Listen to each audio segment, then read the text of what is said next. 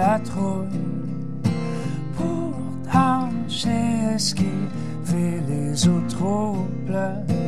Ton sixième sens me fait chanceler, me ferme les yeux et me coupe la langue. Je meurs. Oh baby, je meurs. De comprendre tes pleurs.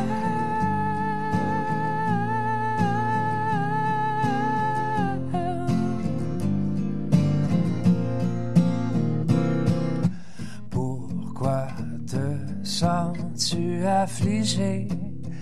Aucun fracas depuis des kilomètres. Nos lèvres ne veulent que s'embrasser. Plonge, allez plonge, cesse de ruminer tes peurs. Oh baby, tes peurs. Je veux noyer tes pleurs.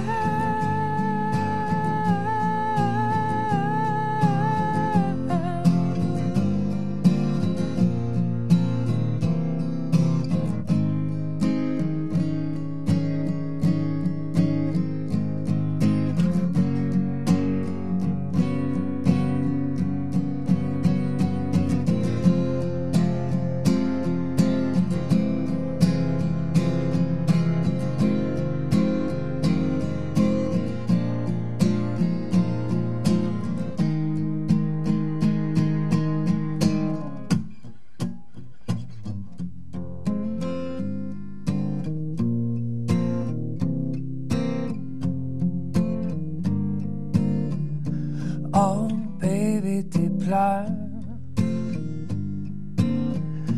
Oh baby, tes pleurs. Je veux noyer tes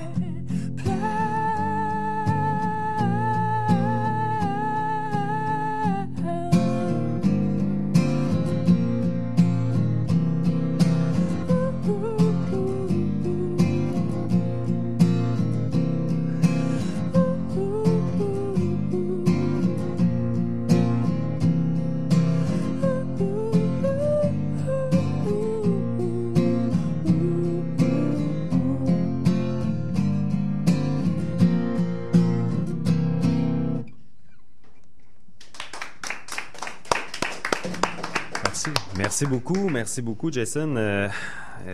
Vraiment, franchement, magnifique. Et je crois que Yolène Maudet, notre spécialiste en musique, tu as quelques questions pour Jason à lui poser? Oui. Moi, j'ai eu la chance d'écouter l'album qui sort donc le 24 avec un joli titre, Le résultat de mes bêtises. C'est quoi les bêtises que tu as faites pour écrire un tel album? On peut pas jaser de ça à la radio. Non, je trouve ça une belle image quand même qu'une bêtise devienne une chanson. Ben, moi, j'écris quand ça va plutôt mal, pas quand ça va bien. Alors, ouais, c'est pas mal juste ça, je pourrais dire, qui se dit à la radio. Finalement, je fais beaucoup de bêtises, puis je fais beaucoup de chansons, puis ça fait un album. Là, cet album est en français. Est-ce que c'était une volonté que tu avais depuis longtemps? Et pourquoi tu l'as fait précisément à ce moment-là? Je me demande souvent pourquoi je ne l'ai pas fait avant. Mm-hmm. Mon père est franco, ma mère est anglo. Fait que à très jeune âge, c'était la musique, tout ce qui est culture, littérature, les cours de piano. Tout était vraiment, mon monde était en anglais. J'avais des amis en français, francophones, puis c'était moitié-moitié. À la maison, on parlait les deux langues. Mais je pense que j'étais un peu intimidé par la langue, honnêtement. C'est... je dis toujours, mais il y a des maîtres dans les deux. Tu sais, bon, autant que tu as des Aznavour, des Bachung, tu as Leonard Cohen de l'autre côté, puis il y a souvent des gens qui vont dire que c'est plus facile d'écrire en anglais, mais je suis pas d'accord du tout. Tu sais, je consacre beaucoup de temps à l'écriture, le lyrique, puis je sais pas, j'étais comme un peu intimidé par tout ça, de plonger dans l'univers francophone, puis commencer avec une page blanche, mais finalement, j'ai essayé. Puis je voulais que, si j'étais pour le faire, je voulais bien le faire, puis je voulais que ça soit naturel, je voulais que ça me tente de le faire, pas juste pour un stunt, quoi que ce soit. Puis non, j'ai vraiment trippé. Je me suis enfermé dans une maison dans une genre de cabane à Moorn Heights pendant un mois de temps. Puis j'avais jamais fait ça, même en anglais, d'écrire pendant un mois. Une discipline, finalement. Puis je suis sorti de là avec une dizaine de chansons. J'aurais pu rien écrire, finalement, mais je suis sorti de là avec 10 chansons. J'étais très fier. Puis par la suite, bon, j'ai fait écouter à des amis, au label ici, puis tout le monde était super emballé. Fait qu'au moins, au début, j'avais peut-être un peu le syndrome de l'imposteur, mais ça s'est vite placé.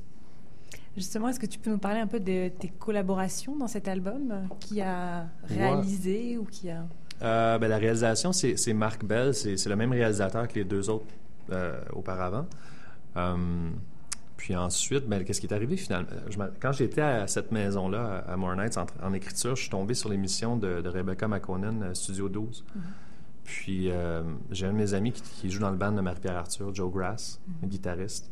Excellent guitariste. Oui, vraiment un des tops. C'est un chic type. Puis je suis tombé par hasard, c'est la seule fois que j'avais écouté cette émission-là, puis je suis tombé sur le show de Marie-Pierre Arthur.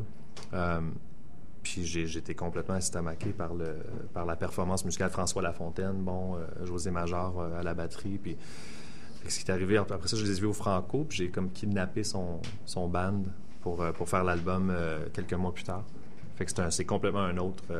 J'avais jamais travaillé avec ces musiciens-là, fait que c'est sûr que ça apporte des couleurs différentes. Est-ce qu'on peut dire, est-ce que ce titre te va bien, que tu es un peu un crooner? Un crooner? Dans le sens noble du terme, dans le sens que tes chansons parlent beaucoup de relations amoureuses, puis tu as une voix un petit peu suave comme ça. Est-ce que c'est quelque chose, un terme qui te définirait bien? Je sais pas. J'essaie pas trop de me définir, mais c'est drôle que tu dises ça. Il y a comme... j'ai souvent dit, je sais même pas si c'est peut-être anodin, là, mais que c'est le band américain de Strokes, tu sais. Il y a comme c'est des tunes un peu punk rock ou rock mais j'ai toujours imaginé que Sinatra pouvait chanter ces chansons-là, tu sais, genre de crooning dans sa voix que tu sais ça se place dans le country autant que le punk rock. Il y avait peut-être un côté qui est, je sais pas comment l'expliquer, mais qui pourrait être crooner. C'est la première fois que quelqu'un me dit ça. OK. Écoutez, Monsieur Bajadas, votre album va sortir quand? Le 24 septembre, oui. Le lancement, c'est au National. Le 26, Parfait. C'est gratuit. Puis vous êtes tous les bienvenus. Bon, le Sinatra francophone. Moi, je vais faire quel est votre nouveau... Sinatra de moi. Voilà, merci beaucoup pour votre présence. Merci à vous, beaucoup, Yolène aussi. Merci. Hein.